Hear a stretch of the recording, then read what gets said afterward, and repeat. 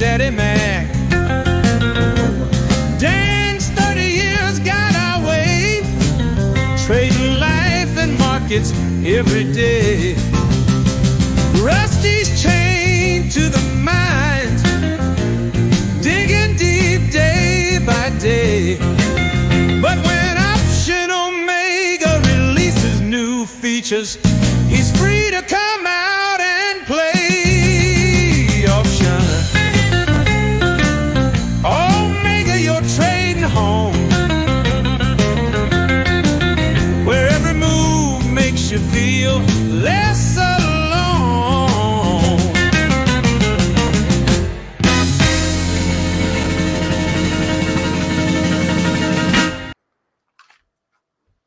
Good morning, Vietnam. As Robin Williams said. Good morning, Vietnam. No, Dan, how you doing this morning? Doing fine. You know, I was just thinking here.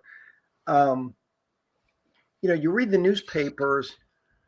It's like with modern media, war has become, in a way, it's like a sporting event. Oh, for sure. I mean, when you read this is war. Oh, 3-4 days, they're bombing the daylights out of each other, and they say, so the market's up, right? 0.5% in SPX. IV should open up, maybe VIX, 19 probably will dip into the 18s, but it's not escalating. Why don't we just get like Stephen A and some of these announcers and just, hey, the war's looking pretty good right now. Iran seems to have is getting beaten up pretty good, but they'll come back in the second quarter. I don't know. It's a little bit crazy. I mean, we're less than 90 from the all-time high, so it looks like this week, in the lieu of the war and in the shortened week, maybe maybe we'll, I mean, there's no nukes this weekend, so bullish. It's time to go get those all-time highs. As long as there's not a nuke going off. You're right. It does seem to me like, Dan, I mean, this is the beauty of the market. It's such a big complex thing that people can read into it all sorts of narratives. Because you look at this and you say, it just really seems like there's times in the market where bad news is good news and good news is good news. And then there seems like there's times in the market where good news is bad news and bad news is bad news. Yeah. And it seems like we're in a market right now where it like, hey, only 100 people were killed this weekend on strikes. And you're like, let's do it, baby. Let's go all-time highs. Well, yeah, and it's almost like, is this any different than a good Marvel movie where that's right. Like last night, I don't even have a TV. So I just, but you still have you can turn on the news for a few minutes, but it's almost like when you read this last night, and I'm only for stuff to talk about on the show, but it's like, okay, Iran has got a little innovative, and by shooting enough missiles, they can get more in, like good tactical. It's like the Rick Carlisle, Indiana, that's right. Here it is. That's right. Iran comes up with, so if they shoot enough missiles, they can get through what do they call it? Thunderdome, or what do they call the Iron Dome? Iron Dome is for it's for like the Hamas missiles. And then this, I think, is called David's Sling. Which Are you serious? Which it's able to stop ballistics. Have you seen some of the videos of those like ballistic missiles come? I mean, it's like Star Wars. Is it? Oh, it's insane to watch. I mean, and people, that's the thing. We're so desensitized to it. And clearly I'm speaking as someone who had puts on the weekend. I mean, I'm sitting here being like, can you guys not, can you guys not care about the humanity? Also, I've got like a couple puts I would like to you'd like to get price in a little bit. Give me a good scare to the downside. Let the vol go up to about 30, 40. Yeah. And I'll be fine on my as it should, Now, Dan, you've been people this weekend on the chat. People love. We talked about Friday.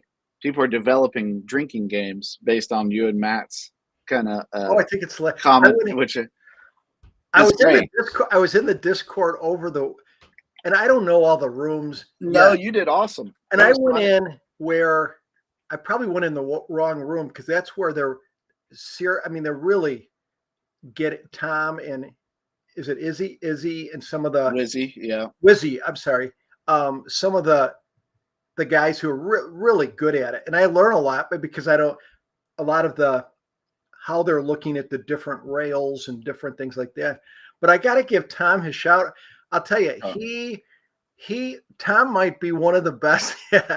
the videos he'll put up on something. Yeah. Like I said, there were two stood out. One he put like they were talking about an old man or something, some kind of going back and forth, and he put a old person doing like this dance. I mean, I chuckle it was then he put I was telling a story about this guy Charlie. I don't know if I don't want to give his last name. I don't remember his last name, but he was in the pit. He'd wear a fur coat every day. And I said, I was telling a story, and this is true. I saw it. He parked his Rolls Royce on Jackson and LaSalle right in front of the Board of Trade because he didn't want to miss the opening. And it stopped. This is a busy street. This is like on Kingston Pike in Knoxville, parking your car so you can get into Panera and get your first cup of coffee. and he did this. So Tom put in there, this was a video of a guy with a fur coat on a treadmill and going, where they find these. Listen, they are skilled. Skilled talent assassins. In there. I mean, it's well, when you're losing money and you're just watching it all together, you're all walked together, just watching yourselves lose money. You kind of develop I got to get good at something. And so you start, you look up memes. I will say this, Tom and I got into a little shadow game. I don't think anybody saw this, but I thought shout out Tom. Last night, Dan, our power went off. We got a couple autistic kids. Autistic kids, when the power goes off, I mean, that's like, it is unbelievable, the amount of chaos that happens. We finally got them to bed. I needed some space to just sit. So I sat outside and smoked a cigar on the porch. And I saw a rumor on Twitter that Iran's supreme leader had been killed. So I posted that. About 2 minutes later, I realized that Twitter account's probably a troll. It's probably not true. So I took that down. And then I noticed Tom about 5 minutes later did the exact same thing. So we proceeded for about 10 minutes to have a little shadow war where we would tell people, conspiracy theories and then just delete them immediately. So I think I had one about how 9/11 was an inside job, just deleted immediately, stuff like that. So it's fun in the chat about midnight. Also, shout out Tom. I don't think any of these people sleep. I don't know if any of these people are real humans. I think they're just robots that we put in the chat room because 2 o'clock in the morning, 5 o'clock in the morning, 3 p.m. Eastern, they're on. So shout out all the degenerates. See, as you get older, you can't. I couldn't keep up with as it gets, by 8 o'clock at night or 8:30 at night. I can confirm to the chat that I have been at Dan's house at 8 p.m. and it's bedtime. Oh yeah, it's time for bed. It's getting the pajamas on, ready to go from there. Yeah. Yeah, that's right. Yeah, Dan, I would love to have a show where we just, instead of options, we just talk about how the CIA killed JFK's family, things like that. Oh, I'm into. I love those type of. I mean, I like a good conspiracy theory as good as well as anybody. Oh yeah. And Dan, speaking of conspiracy theory, I have a test this morning, and I have a conspiracy that I want to theorize with everybody. Is it okay if we look at this? Let's go. Let's go. So we've been looking at the small account challenge, and we've added some premium selling strategies. Thank you. Shout out Mark Anderson for coming up with some cool ones. But one of the things that in the process of that I've been kind of testing is you really, in my mind, just personally speaking, everybody has their own small account challenge. And as Matt would say, everybody has their little sack because he likes to call it the sack. Yeah. I don't think in my small account challenge, I want to be selling premium all day long. That's just not my style. So I've been trying to figure out, are there any longer dated plays that you could do that are positive theta, but still don't require just pure theta with only short Vega? And I came up with this trade, and I want to think this week about improving this a little bit. So I'm going to show it. Dan, can you see that? Yes. Okay. So this is an in progress double calendar that is a 728 double calendar. If you thought 923 was long, yeah, let's go 728. And so far, what this is, it's in the Qs, and you are selling the 15 delta 7-day strangle, and you're buying the 28-day put and call of the same strike. And you're doing one contract. You can obviously test it with multiple, but from this test, we're just doing one, capping it at one. And you're only getting in if your min with your short long ratio is 0.2. That's the min you want. And so, Dan, first off, that seems to me like a weird ratio for a double calendar. You're obviously getting some theta in that. You're also super long Vega in this. What are your initial thoughts on this, Dan? Well, if you said to me, if we go the other way, you said to me, when, just on the top of my head without looking at any back testing or anything, you say, when would I do this or consider this? Give me a list of when I would consider this. I would consider this. Let's take last week, Troy. Last week, Troy hit 16 VIX. Troy, your name has gone from Troy to VIX. I love Troy that. is volatility. I knew you'd like that. I knew you'd like that. So if we're at the low end of the range, or a range where we're comfortable with in the VIX, and if you said to me going into the next 2-3 months last week, and I still feel the same way, if you said to me, VIX is at 16, would you want more long Vega? I said, yeah, I would. I mean, sure, VIX can go to 15, 14, but I think there's enough things on the board. 16 is kind of the low end of the range. I think this year is starting to look a little more like what is that? Beginning to look a lot like 2017. Yeah, or I'm thinking 2022, where you had a higher VIX range of 18 to 31 or 19 to 32. But the point is, when you have this setup, there's two things that pop out. 7 by 28, you're going to have oozing with theta, right? So this is a trade I might look at and say, I could probably be out of this in one day, right? I mean, just without because of the theta. Number two, it's going to have a sag in the middle, because if you look at a 15 delta, probably, I'm guessing, just picturing the graph. I haven't have you looked at a graph on this? But a graph would be probably, because a 15 delta is pretty wide. Yep. It'd be, you're basically, you're playing for a bit of a move. You have a bushel basket of room out there. But you're giving up the middle to get more room on the wings on this. But I think the key with this more than anything is, if I'm happy with the VIX, which if you said to me today with VIX at 19, I'm not as happy as I was for this trade. If you said to me last Tuesday or Wednesday, whenever we were in the lower 16s, Dan, would you do this? I'm all in. Let's go. Because you're comfortable with the vol, so I'm not that concerned with the sag getting worse in the middle. I've got a slew of room on the corners, right? I mean, to the side. But this is going to be, so this is a trade you could get out of quickly, but I think it's, again, the overriding thing is, do you like the vol number? At 19, I'm not as excited, or to 19 or 20, as I am at 16.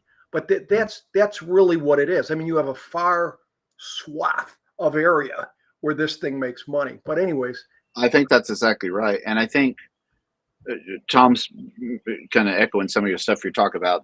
Tom says the only fear I have with these high debit calendars where there's a significant time gap between the front and back leads is IV crush. And that's true. I mean, you are so weighted with Vega on this. This is the way I was thinking about it, though. Why would you do this? There's some negatives to this. And I just want to say, I mean, if we're starting with a $5,000 account challenge, this is the first trade we've had that you really are theoretically risking 20% of your account. And I know you're set, like by the time we're done, we probably will have some guardrails on this with the week, but it's about a $9-10 trade. So that's that's a little steep, isn't it? Yeah, you're 20%. And so 20% of your starting capital if you're at 5K. And so there's some things you could do to lessen that. And so my challenge for everybody this week working together is to say, change the deltas, change the time, but try to keep it longer than the 923. Try to do that. Like that's my, try to keep the ratio. If anybody if we have any like math majors who could do 23 minus 9, whatever that ratio is. I want to say that's like 4 million. I was never good at math in some school, but anyway. So that would be my challenge. But one of the things that the reason you would put this on in my mind is it does seem to work in the Qs. I mean, it's interesting. It does work because I think in general, the Qs move more. I think NASDAQ drives the market at this point. But two, this in my mind is almost like a hedge on some of your other DCs. Because great point. If you, now it's an expensive hedge. And so you have to take that into account. But this would be like the if you think about like an orchestra, I know the string. What's the heaviest horn? What's the heaviest horn or the lowest horn in an orchestra? Well, I'm the wrong person. I know. Bassoon? I think that's a monkey. Anyway, this is what happens when Matt's not on this. I start anyway. Whatever. This is the foundation. This would be like a not foundation in the sense of this is the everyday trade, but foundation in the sense of like if you're looking at a tent, if you're building a tent out, you know, this is a pretty wide, because the 7-day 15 delta is going to get you a lot more than a lot of the shorter term DCs. So say for instance you do a 20 delta 2-4 DC. Well, a 7-day 15 delta French horn, man, I would say a tuba. Stephen, French horn is a beautiful instrument. Shout out Brian Wilson. Shout out Pet Sounds. Oh yeah, Brian. But tuba is probably what I'm looking at. I mean, I think there's maybe one more. We're obviously not orchestra people. No one in this chat is orchestra. You know, no one is. Clearly, everyone was computer people. Anyway, this is like the wide range of that. So that's one benefit you could do with this. I would like to not have. I mean, right now the way this test works is you're going to have these on. I mean, almost every day, and so this is really going to tie up your capital in a 5K account. So I said in progress because we want to build it. And that's exactly right, Rob. I really do think, because I'm A, conceited, and then B, I love music. I do try to think about this stuff as like I'm building a symphony of, you know, I don't mean to blow my own horn, you know, but toot toot. I try to build my own symphony of this stuff. And so this would be a bassier piece in the repertoire, I suppose. I think that's a great point. I mean, I like it for a hedging thing because again, and you can deal with the volatility. I mean, when you look at, you're doing a 15 delta. So yes, you're going to have a decent win percentage. You're going to have the probabilities in your favor. Okay. Again, on any of these trades, there's only two source of problems, right? I mean, 2.5. You've got price, you've got volatility, and then could news or something like that blow it up. But I think if you put some kind of parameter in here, only do when vols are on a down day, blah, blah, blah. This is very doable. It's just the cost thing. But one thing I want to point out last week, Troy, because you were just saying as a hedge, what came to view is, you think the last 3 weeks, if there's any, for people who were doing reverse iron condors every day, it's probably a little sorrowful at times, right? But it's not sorrowful. If you took 5 people doing reverse iron condors, you might have 2 that are happy and 3 that are sad. And you say, well, how can these guys why are they so happy with the reverse iron condors haven't worked out? And you say, well, because they were still net positive theta. They had a lot more double calendars that were positive theta than negative theta reverse iron condors. And I think that's where newer people, they have to look at these SPECT trades, which I would call reverse iron condor, and say, if you're going to do it standalone without any positive theta, you better have the Zorba the Greek conviction, right? That it's going to go, right? There better be catalysts on the board ready to go that you're convicted to do this. And that's where I think I'll see new traders like, hey, I like this reverse iron condor. I don't have anything on. I'll stick one of these things on with, 400 negative theta a day. Well, good for you. Go for it. Yeah, have a good one. Let me know how that works out. Let me know how that works out, right? So I think it's always look at the big picture, because I'll get, like, we have a guy I think of in our more of an advanced student, and he might have 8, 9, 10 SPX trades on at the same time. So he'll come up with a trade. Here's my trade idea for the day. People are like, I like that. And I'll look at it and say, oh, it's quite a bit of short deltas. Yeah. And I'll say, well, wait a second. What's your main thought with this? He might do it standalone, but it's kind of hedging. He might be long deltas in his SPX trades. Yeah. So I think I think you have to look at the. I think you have to look at the net thing here. But overall, I think this is it's a good trade as long as you put some rails on to deal with the volatility. And if you deal with that, I think you could do this till you're 92 years old. It's just that, whether it be 21 days to 7 or 28 to 7, the farther you have between the long and the short, the more you got to deal with the Vega issue. But from a price move, 15 delta each side over time, you're fine. I think that's right. And Rob, you said my trigger words. Rob said, I'm putting this on today. I'm thankful that you're willing to like a test. This is not a great test yet. I would encourage anybody to not put this on. And here's why. There are no guardrails, what Dan just said, right? There's no guardrails.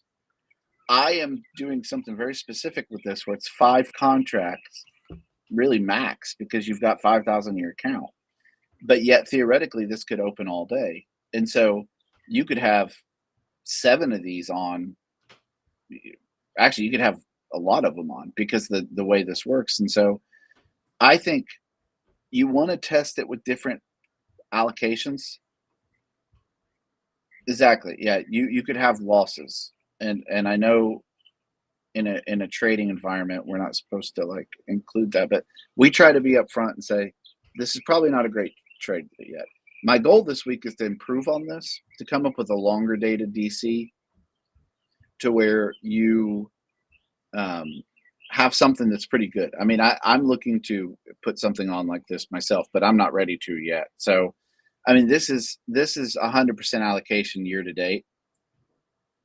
Hey, look at that CAGR. That's awesome. Whoa, 100,000 to 400,000.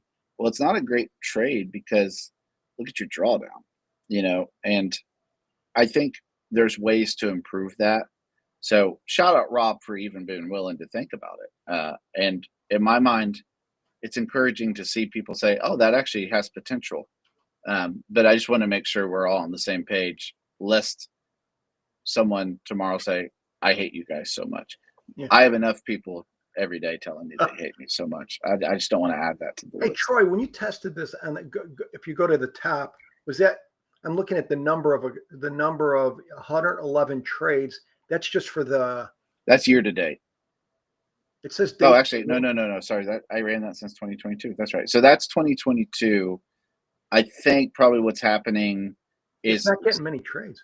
Well, here's why. I have a exact strike offset, so this is only going to be opened at the strike if the strike for both of those is found. So when you took it off, what if you took that off? That's a great question. Just curious, how many more occurrences? So we're going to run 100% allocation. Yeah, so you might diagonalize a few, right? Yeah. Rob, I didn't mean to get onto you. Rob, you're the man. I just want to make sure. I just want to protect everybody as much as I can. Options involve risks. So we're going to run this real quick, see what happens. Again, accept the challenge, though. You have the test. So I have no doubt you guys will make it better. That gets a little worse. Run it year to date just to see. And there's some just went down 2 points, I think. Yeah, there's some trades. Yeah, it doesn't do as well without that. The thing that you have to with these type of trades. I know a lot of people in the community, they'll say like, well, why are you running one contract? And we've talked about this before, but I'm running one contract because realistically, from a sizing perspective, that's really about all you want to be able to do in a small account for a while. And that's probably realistically all you should be doing. But definitely test it. We always test it with 100% allocation, test it with 10% allocation. There are some trades, a very few rare amount of trades, where 100% allocation, it does awesome and the drawdown's low. And those are like the supreme confidence tests. You're like, okay, you can throw any number at this and it performs well. The majority of trades that are good trades, they do well with a certain percentage, but they do worse the bigger percentage you get. And that's okay. That doesn't mean it's a bad trade. It just realistically, you say, I shouldn't put 100% of my allocation into this trade. Maybe this is a 10% max allocation trade and it does well. Let's look at that real quick just to show you what that means, and then maybe call it a day. So I'm going to start with 100,000. I'm going to do a 10% allocation. I think I'm running it year to date still. I'm going to do SPX daily so we can run it and see. And I don't know. I haven't done this yet. So we'll see what it does. And so, wait, is this? Oh, this is Rob and Maria of gambling fame. Is that right, Rob? Is this the Rob of gambling fame? Is this the shoe trade? Hold on. We might have a little legend in the chat this morning. I'll wait for him to respond. I'm excited about this. Okay, so this is what I mean to say with this. A 10% allocation. Now this is a little. Oh, side note. I'm doing this live. I haven't even asked them. Rob, I would love for you guys to come on the show one day and talk. I thought about this for the next basketball tournament, the next March Madness, but I don't want to wait that long. I would love for Rob and Marie to come on, Dan. Rob is, I think, a professional at gambling. I don't even know if legally I can say that, but Rob they've done really well with odds. There's some good odds people. I would love to hear their story, Dan. Would you mind if we had them on one day? Are you kidding me? Oh yeah. No. Okay. I wish I knew the guy next. I had an office when I was at First Options of Chicago, which was like a brokerage firm for market makers. And the guy next to me, the yearbook, so this had to be in the 80s, won the World Series of Poker. And he was an interesting character. He'd be great to get, because the way they look at odds is so wonderful. Oh yeah. I mean, I love that stuff. I mean, because that's really, right. I mean, someone who's really good at gambling or poker or backgammon, they think risk management. I mean, they're good risk managers. right? Yeah. They're good, very good risk managers because they think the right way, like that. Tom set us straight. Rob and Maria are professional bookies. We are professional gamblers. That is Tom put it in perspective. Yes. Yeah, that's perspective. So, hey, Rob, if you want, message me, lest I message you and I ask you for like 15 Bitcoin. Apparently, there's a lot of me's that message everybody asking to invest in my Tesla trades or whatever. Don't just a reminder, Matt, Rusty, we will not message you unless you message us. Sometimes we will, but you'll know it's us if we do it. But anyway, message me if you're interested in that, Rob. All right. So this is a 10% allocation. I'm going to do one more real quick just to show you kind of how this works. I'm going to go from 10% to 30% allocation. So that's a 5.3 MAR. Rob, I'll take care of it. Don't worry. You guys are awesome. I'll take care of it. So we did 10%. 10% seems to be a good sweet spot so far, as far as the MAR. Let's see real quick what happens, and then we'll call it. And you guys have the test, and I'll let you go. So it goes down. The drawdown goes significantly up, right? And that's just a reminder, like we were saying, that you can have a really good trade at 10% that's not a good trade at 30%. A terrible trade at 60% allocation. And so you want to be able to size it appropriately. That's why I've always said this, and I believe it. Allocation is part of the strategy. It's not like you have an iron condor and it's like, well, that's independent of my allocation percentage. I think Dan has taught me this. Your sizing is your strategy. Oh, it's what you do all day, Dan. Yeah, I was just saying, with this theme for today and talk about the small account challenge, and I deal with this, for 20 years, been dealing with this with students, is say, if you said to me, what's the single most important thing by far that will determine if a student will be successful? You can say passion, desire, ability. To me, this is not rocket science. This is 6th grade math for the most part. That we're doing. Would you agree? I'm not saying the people who invented the Black-Scholes model, they have more than 6th grade, but for this us, is Troy age math. Yeah, for us that are doing this, the most important thing by far, if you can keep somebody their first year or so, keep their size under control, very small, they'll get better at the craft, so much higher probability they'll win it. The only students that I've seen really that you lose in the first year, they instead of taking their vitamin in the morning, they take the smart pill, and it's size. Because if you do 42 double calendars, unless you'll get it, you'll get better at it, right? If you do 42 butterflies in a row, you'll get it. But how are you going to get through 42 without losing your shirt? And that's where it's the size, and that's the tough thing. I love this, Troy, when somebody will say, Dan, a $500 trade doesn't get me going. I need to have some real, and then, I'm thinking I've seen that go wrong. Well, it's like, I need to have a 5 or 10 grand trade in. I'm like, no, you don't. Just put it small. But again, it just, if people think simplistically, like, look, how you get to be a good double calendar trader? You put a bunch of them on, you get better at it over time, you will improve. And then obviously if you have good, I'll call it counsel, right? People around you, like the option Discord, will keep you out of, hey, many people have tried this. Don't do that. It doesn't work. Or don't, I don't want to have any rails on. Well, that might not work also. So anyways, I just wanted, the thing for sizing is just, and I'm sure Tom and Rob and Maria would mention in the world of professional, whatever we call that, gambling. That's a good point. Whether we're the gamblers or odds makers, they're odds makers. Yeah, but the risk, size is such a important thing. And I think if people who are a little more inexperienced would realize that's their ticket to being around in 3-4 years is size. That's it. This is not rocket science. Most people that I've seen come in the world of options have way too much, mental horsepower. It's not a matter of smarts. It's a matter of, are you going to be patient enough to treat this as a craft, or are you looking at this as a get rich quick theme, which obviously it isn't. So anyway. That's 100%. And I mean, listen, the chat's on fire this morning.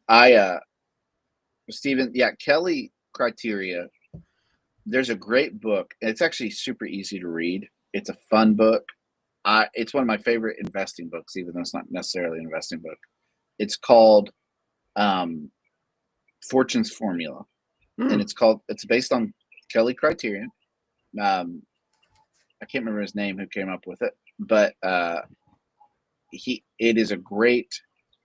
It started with gambling. It actually started with horse races, like in the 20s. It's a wild story, but anyway, Kelly is a great way to look at it. Kelly a lot of times is too aggressive in the original formula. Some people will do like half Kelly or quarter Kelly. Anyway, Tom, I think what Dan is saying is doing 42 butterflies to get used to them, just so we're clear. 42 occurrences, not 42 contracts. Tom knows this. This is the joy of the chat. I love it. Just to be clear for the newer traders, Dan does not advocate putting on 42 different butterflies at one time. No. Let's be clear. Put a butterfly on. What I'll tell Stu, put a butterfly on every Tuesday for 20 weeks. Only one on at a time. So with the back testing, just one butterfly on. Not at the same time. Not at the same. Is that what Tom said? Dan's advocating. Tom's well done, Tom. Yeah. Well done. All right, guys, listen. Please help us make this test better. Let's put some guardrails on it. Let's see if we can come up with something. And Matt will be on tomorrow, either very happy or very sad. That's right. Big game. Big game. I mean, this is it. This, as Stephen A would say, this is a must win. This is a must win for both teams. Now, I always think that's hilarious because when people say that's a must win, technically you have to win two more. So when people say this is a must win, say, well, not technically. Emotionally, maybe. But Troy, there's more pressure on Stephen A this game. He got caught playing solitaire during the game. They caught him on the computer. So if they catch him again playing solitaire in game 5, there's more pressure on him to pay attention to the game today. Oh, that's exactly right. Yeah. And listen, closing parts. Rob, I messaged you. Rob says, my most proud moment is being kicked out of the casino. As the president of Caesars told me, Rob, we do not care if you win or lose as long as you do not win. And yeah, which is great. That's awesome. All right, guys, listen, have a great trading day. I've got a bunch of VIX calls that I have to cry about here in about 6 minutes. So hope you guys have a great trading day, and we will see you tomorrow. Be safe.